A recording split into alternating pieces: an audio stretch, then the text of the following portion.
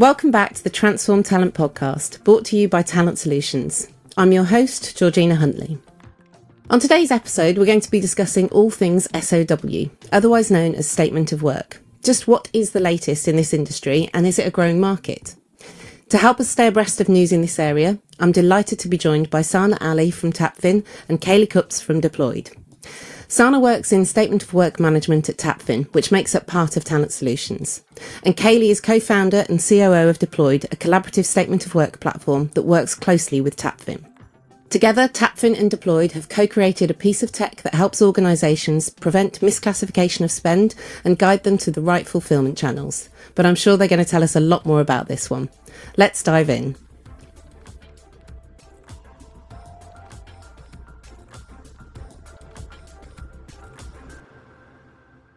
So both, welcome to the show. I'm going to ask you both a separate question first. If you can both tell us a little bit about your passions, your career journey so far, and really what's shaped the relationship. And Kayleigh, if I can come to you first on that one. Thank you, Georgina. I'm very happy to be on the podcast.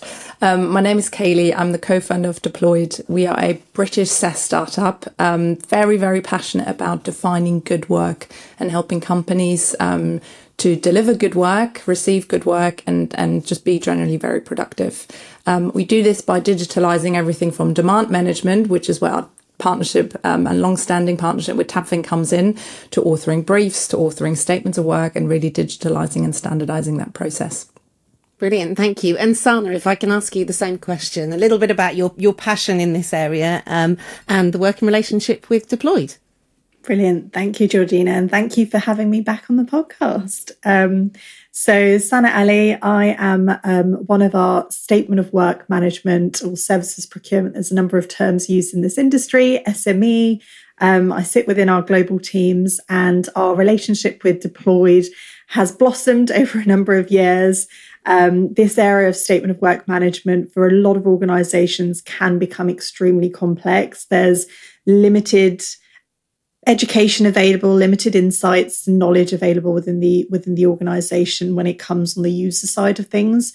So we as an MSP are delighted to bring some of that ease within the complexities that there are within the labour landscapes that we see today, and that we'll continue to see in the future as well. And our joint partnership with Deployed, again, as I said, has blossomed over a number of years and has formed to ensure that actually we are providing our clients and organizations a level of that education insight, but also ease to ensure that there is right form of knowledge available for the users to prevent misclassification, but also guide them to the right fulfillment channels as well. Thanks, Sana. And I'm excited to learn more about this topic as we go through our conversation today. We did do a previous episode on the use of contingent workers back in 2021. But what's really changed since then? I think most of the things we discussed are still true. However, there are some changes in the market that I think very positively influence service procurement and contingent workforce at large. So I'm happy to talk about that. On the last podcast, I think we emphasized the need for automation, the need for standardization, outcomes-based work, chunking up work into deliverables, and that taskification angle. And I think what happened since, very positively, is various things. So there's been an increase in digitalization.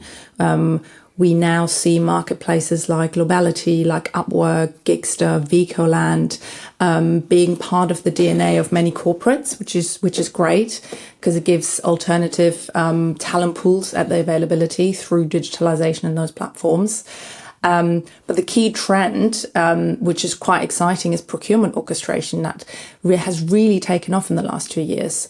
So companies are changing how they buy. And there's this whole new emerging market of intake to source, which is really easy to use, it's really customer friendly, and it's a really good interface to streamline how companies buy goods. The market is huge. If you look at Zip, for example, Zip is 3 years old and already worth 1 billion. So what does all of that mean for statements of work? It means that right now procurement orchestration is mainly for buying goods. but it will impact how companies buy services next. So that innovation and that wave into procurement orchestration for direct procurement will very quickly influence how services are procured via statements of work. And we will see further innovation in the request to signature process, very much lagging behind or closely following that intake to source process for buying goods. And I think that's quite exciting, and that's a key trend and a key change that happened since the last podcast. And I think also in alignment to that, the industry and the ecosystem of services procurement has changed. If you look at MSPs, they're entering the statement of work market much more aggressively now. If you look at MSPs, and Sana, you're the expert here, but if you look at MSPs 20 years ago, you were great at sorting out recruitment firms, contractors, and now you're doing the same for services procurement. Yeah, that's, I think, from me looking and reflecting on the last podcast to where we are today, some exciting tech trends. And what is it that you think is driving the growth in the market? I think, I would echo absolutely everything that Kayleigh has said there. I think one of the reasons that's driving this speed of growth within the market on both, the SoW growth side, as well as, we touched on to an extent, the MSP growth that's happening in the market today as well. And I think one of the key things are that from a global perspective, we look at this, there are certain legislative elements that come into place as well. And, depending on where within the globe that you're looking at and you're placed, there are different nuances and different sort of legislations and compliance pieces that come into place, which I think certainly when you're looking at this from an SoW lens, an SoW spend lens, a lot of organizations are wanting to kind of understand what compliance risk is there for us as an organization with having limited to sometimes no visibility within this SoW spend category that is worth trillions and trillions of dollars. So there's an element of that, but then I think paired with also the advancement of technology, as Kayleigh's mentioned as well, the drive for organizations to want to self-serve and drive digitization and automation, and then the boost of a number of different technology partners within the industry that are now available, able to do a number of different things with elements of AI, machine learning within that sort of future tech market that we're seeing progress. But I think the bulk of it, if we strip away some of those layers, it's really driven by the talent shortages that we see within the industry as well. And I think because of that, a lot of organizations have had to adapt. And again, I won't go into some of the nitty gritties because I know that the pandemic a number of years ago really accelerated that need for kind of automation, but also the kind of the limitations that were seen within that sort of talent landscape, which has meant that actually the industry is boosted with a number of different elements of how resources can be engaged, how work can ultimately get done. And when you look at it from an SoW lens, it's less focusing on what is the resource doing the work and more what is the work that's being done, what is the tangible outcome that's being achieved and delivered by a service provider or a supplier or a vendor.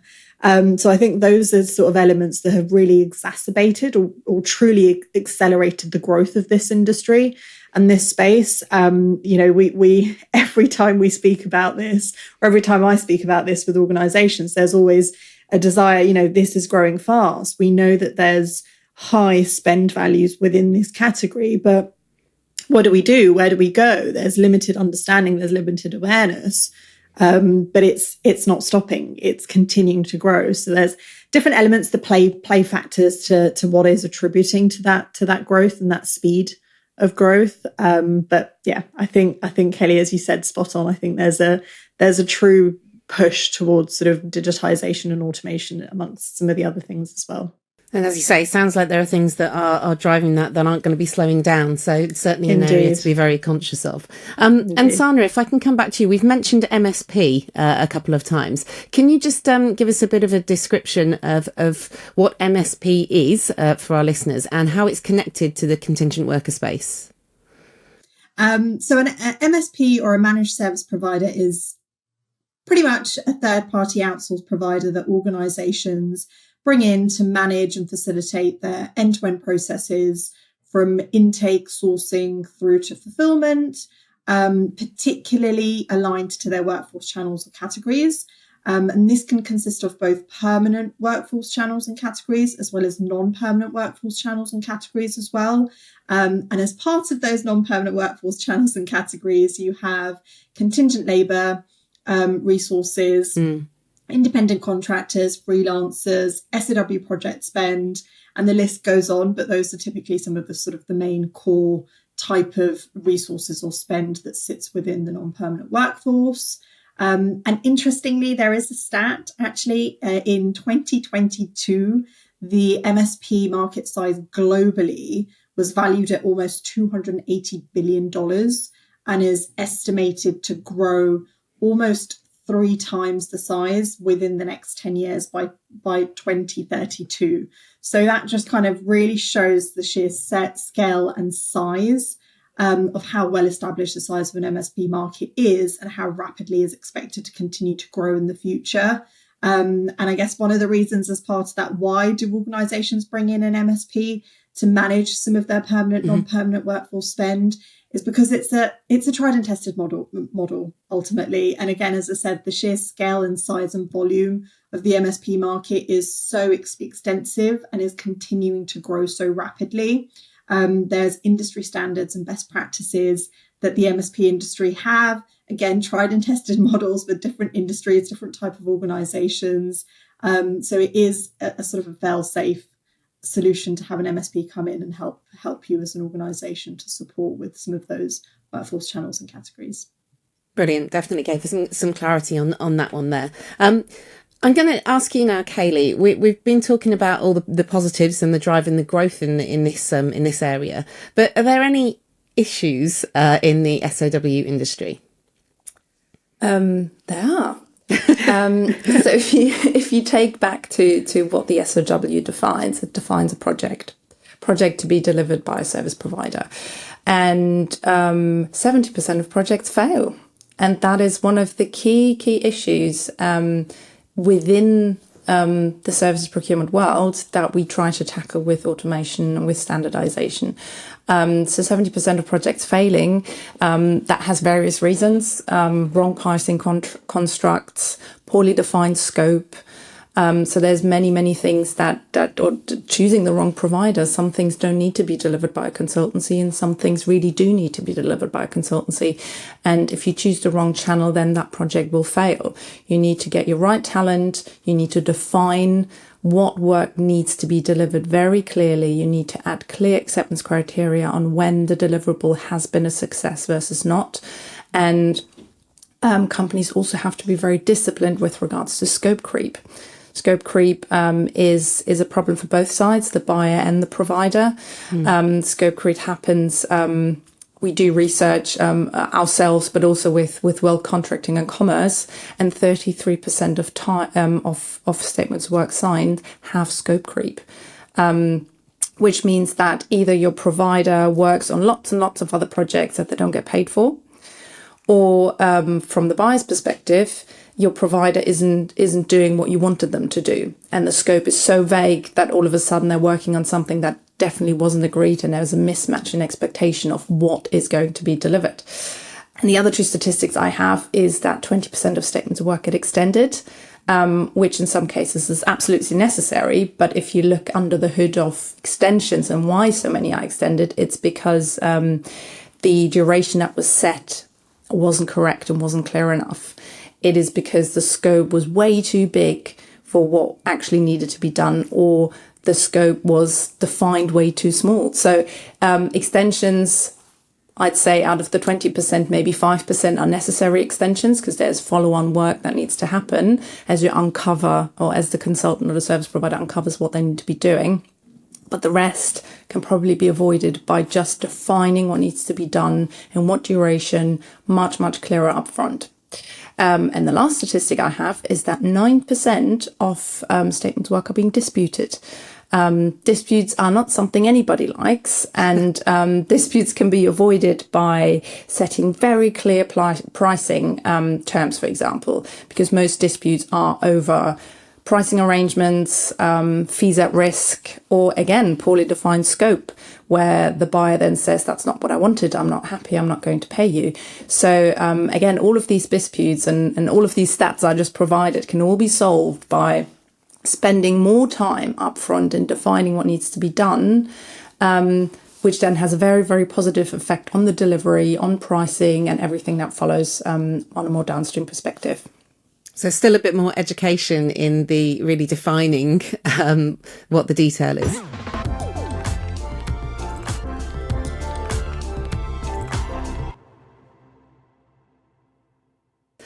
We've talked about the issues that we've just mentioned there, but there's clearly benefits and sort of value around this approach. Sana, can you share a little bit more around what those benefits are? Yeah, absolutely. And I think Kayleigh's mentioned some brilliant stats. And just to kind of, I guess, add on to that as well, for a lot of organizations, 20 to 30% of organizations only claim to have or confirm that they've got detailed or good some level of visibility when it comes to their SoW spend category. So I think if we're taking a step back from the kind of the logisticals, the day-to-day operations of how a statement of work is managed and utilized as part of those downstream activities for organizations, I think that initial level of lack of visibility is also probably one of the biggest issues as well. And we've talked about misclassification quite a bit here as well. So there's 36% of external workforce spend is deemed to be misclassified. And when we're talking about the SoW management spend category, we're looking at about 3 to 5, if not 3 to 7 times more expensive comparatively to some of the other non-permanent workforce categories, such as contingent labour. So there's a number of kind of elements there that play as part of the challenges and the issues, as well as that sort of limited education and understanding for organisations that plays today. But in terms of, to answer your question, Georgina, around what are some of the benefits that can be achieved by kind of lifting the hood and looking at from an organisation's perspective, their SoW spend category ultimately. So there's a number of things, and I think most surveys that are done over the years from a procurement angle do always consistently see cost savings as the key driver. However, last year, as part of a CPO survey that was done annually, for the first time in, I'd say, probably a decade, operational efficiency was actually the number one priority for organizations. So 90% of organizations specifically listed driving their operational efficiencies as their top enterprise priority, closely followed by digital transformation. So cost is certainly in the top 3 still, but the first year last year in about a decade, cost savings was trumped by some of the other sort of logistical or your sort of on the ground business usability elements as well. So in terms of what are the benefits that can be seen by kind of, again, as I said, lifting the lid, so to speak, within the SoW spend category. So aside from cost savings, there are a number of different sort of major value creation levers that I would say that ultimately can drive those costs, drive and generate cost savings for organizations, but also improve business value, operational efficiency, mitigate risk, and that sort of compliance visibility as well as part of that. So I'd say there's, again, those 3 core value creation levers, and those are ultimately that intake classification management piece. So Kayleigh touched on that. So a lot of procurement organizations, or a lot of organizations in their procurement areas are more focused around the intake to sort of inception side of things, as well as a focus to really look at what are some of those upfront challenges, or what are some of those upfront efficiencies that can be put into place to then reap the rewards of some of those downstream elements from a BAU perspective, and driving some of that change. Process optimization, I'd say as well. So again, bringing in some form of automation, digitization as part of that will bring in naturally certain governance elements, control, visibility, first and foremost as well, but also some operational efficiencies as well. So there's a number of kind of elements there, but also supply optimization. And I think when it comes to the statement of work spend category, we don't typically tend to talk about the supply base as effectively, because there are a number of other challenges and I think a number of other quick wins for organizations to achieve upfront, but also bringing in that level of understanding of what your supply base is looking like. Are there any optimization areas? Are there any efficiencies? Can you work better and partner better with your supply base? Utilize them and target them in a specific way that's actually not just going to drive a level of control, a level of governance, a level of compliancy, but also, again, ultimately drive some of that cost savings as well, but also ensure that what you are paying for in terms of a service with those suppliers and that supply base, you are getting exactly what you are paying for ultimately.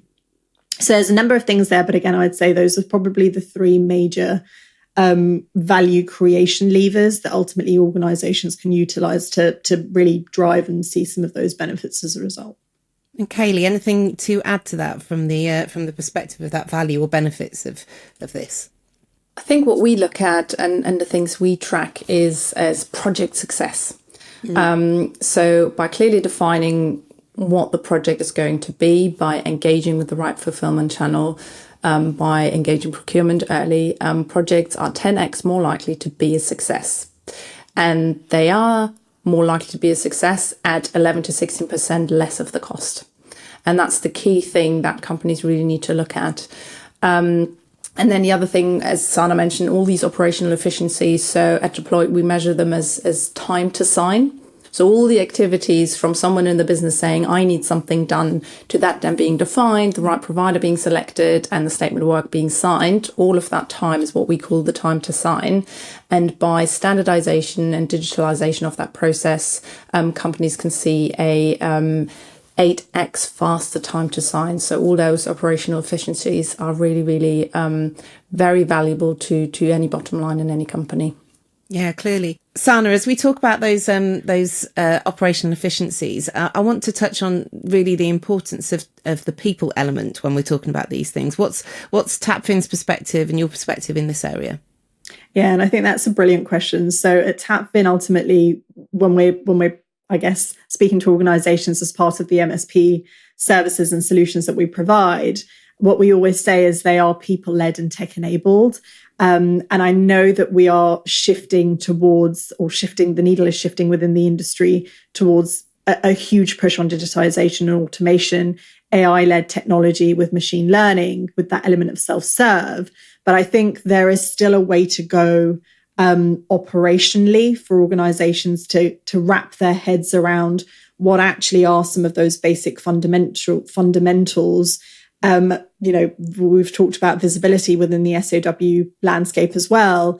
A lot of organizations have limited to no visibility. So actually it's getting to grips with understanding what that visibility is, putting in some sort of control, some sort of automation, absolutely, using some form of technology, typically a vendor management system or a VMS, to give you that holistic picture of your non-permanent workforce, and a centralized location to house some of that data to understand. We've talked about a statement of work contract being exactly that, a contract, a relationship between the buyer and the service provider or the supplier. What are some of those outcomes, those deliverables? Kayleigh's mentioned that there's a huge level of scope creep that comes into that as well. So centralizing some of that and getting the visibility to put in some sort of measures, I think certainly drives operational efficiency. But that element of removing the human intervention or the people element, I think there is still a way to go, because as much as we are moving within the industry and just generally within the world that we're in the 21st century, we are moving towards an automated world that is driving technology. But when you look at this silo specifically from an SoW spend category perspective, there's still a lot of understanding, there's still a lot of education and awareness that needs to be put into place. So I think putting in certain measures where, yes, the bulk of some of those simplistic tasks like creating a statement of work in a technology, housing that, having a repository where you can pull that data, you can pull that contract and understand what has been achieved, what's been completed, what hasn't, how long is that taking, to get some of that as a baseline. I think there's a huge piece of change management that comes into it, a huge shift for organizations and the users on the ground as part of an organization of actually what is the new way of working. There are some changes. It's not just go and sort of speak to whatever service provider you've got a fabulous relationship with and say, this is the work I have. Can you charge me X amount and do this work within Y amount of time? So there's a number of kind of elements that I think come in. So yes, we are moving towards a tech-focused world, but I think that people intervention, that human intervention is still extremely crucial to have as part of that kind of narrative to ensure that there's a level of education and understanding, but also guidance, because it's a massive change for organizations to put in certain processes, certain controls, and to ultimately bring in new technology as well that's being utilized. It's not an easy thing. I mean, we could, in day-to-day life as well, if there's some change, we have to adapt. But it's understanding and having the support there from a human intervention and people-led perspective, where you still have a centralized, dedicated team or function to really guide you through and navigate through some of those complexities to get to that utopian state. Well, and speaking of the future, I'm just wondering where sort of your predictions on where the market is going in the future. Kayleigh, I'm sure you've got some views on that. I absolutely do. I think the trends, as I mentioned before, are going towards standardization, automation. I love, Sana, that you talked about visibility. I think that's also a key thing that technology can solve for corporates. So the trends are going towards this, and I believe that in a couple of years' time, when you pick up an annual report and you have your 20 pages about HR and how many stand-up desks were bought per permanent employee, and at the moment you may have half a page on the external workforce, I believe that in a couple of years you'll have just as many pages and just as many insights into the external workforce, may that be your service providers or contingent workers, your gig workers from those marketplaces that I mentioned. And there'll be just as much information in your annual report than there is about the permanent workforce. And I thoroughly believe that. And I think speaking to our clients, that is, the steps are being taken to get to that page. And that is quite exciting. It is exciting, but it's very different, a shift in mindset as well in the way that very businesses are run. So something to, we'll be coming back to you in a couple of years on that one and see where we've got to. So I'm going to ask you both now. So I want a top tip from both of you of one thing that leaders can do this week, so now, to review their statement of work practices to enhance their businesses. So Sana, let's get your top tip first. Yeah, of course. So I think what I would say is, for me, I'm going to split that into two parts in terms of my response, because I think it depends what side of the angle you're looking at as well. So if you're looking at tech users for an organization, then I think that answer varies a little bit. I think what I would say for those tech users is to go away, try and understand what is the supply base that you're using today. What are some of the work that you're doing? What are the priorities? What are some of those forecasts that you're looking at within your pipeline from a day-to-day perspective? And to really try and understand, actually, are these suppliers that I have signed up to my SoW spend category the most effective? Or actually, is another fulfillment channel best placed? Cost, I think, will be consistent for both users that I mentioned as well. But again, ultimately, it's for me, I think, an element of trying to understand what your current lay of the land is looking like today, but also with a view of what that future might look like for you in terms of your pipeline, your kind of work that you have coming down the pipe in the next 6 to 9 or 12 months even.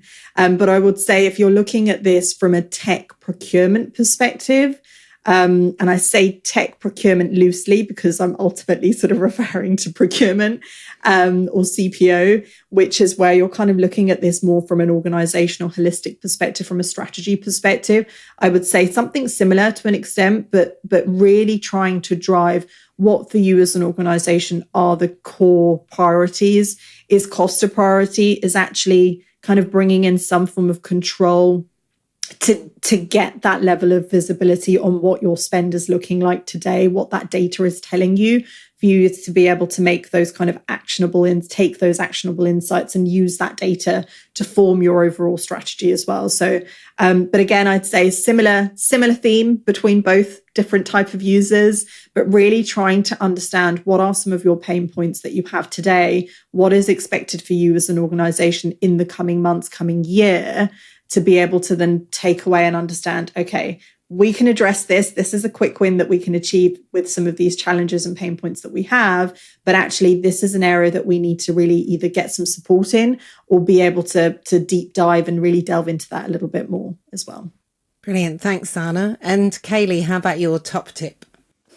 My top tip to the listeners is that whether you're from procurement, from HR, from operations, or any other department, don't just be an innovation leader within your department, but be an innovation leader for the company, because services procurement, buying resources impacts finance. It impacts legal, because the statement of work is a legal construct. It impacts procurement. It impacts so many departments, the buying department as well, depending where the work's going to be delivered. And I believe that the most success a company can have is when all those stakeholders get together on a table and talk about their challenges and talk about their data they need to see. And only then do you have a holistic view of the company, and then you can transform your services procurement, your statement of work practice, and really make buying services a seamless process across all departments, which will really, really benefit the whole company. Brilliant, thanks. That real sort of emphasis there on not being a siloed function. It's about working together, because it does impact all areas of the organisation. Thank you both.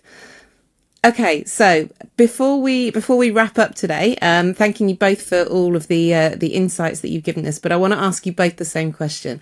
I'm going to come to you first, Sana, on this one. What is the weirdest food you've ever eaten?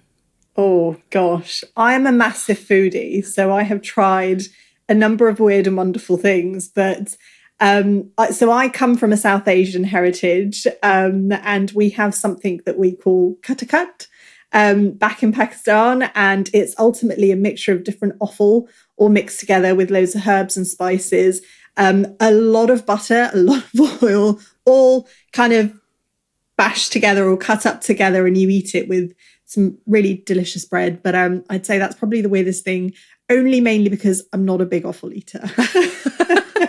Although you've sold it quite well, actually. If you don't know what's in it, then it actually is quite tasty. But once you know what's in it, then it's a little bit off-putting. Thank you. And Kayleigh, how about you? That's a difficult one for me. I have to think about that one. The weirdest thing I've eaten, I think I can't remember what it was. It was in Vietnam. I had something very weird swimming in a shot glass that I had to drink, but I couldn't. I'm not sure this is the best way. I can't remember. I'm thinking like widgety grub in tequila or something. Yeah, something like that. Yeah. It was Great. Horrendous. Well, I'm half German and half Irish, so I'm stable diet of potato growing up. So it's more the fact that you weren't sure what it was and you still took the shot. I'm like, that's okay. It was something. It wasn't right. Yeah. I shouldn't have eaten it, but it went down okay. Okay, thank you both so much. That's it for today's episode of the Transform Talent podcast. Sana and Kayleigh, fascinating insights into your work at Tapfin and Deployed and the statement of work industry. Thank you to all of our listeners for tuning in once again, and please make sure you're subscribed to our podcast on your preferred platform so you don't miss an episode. See you next time.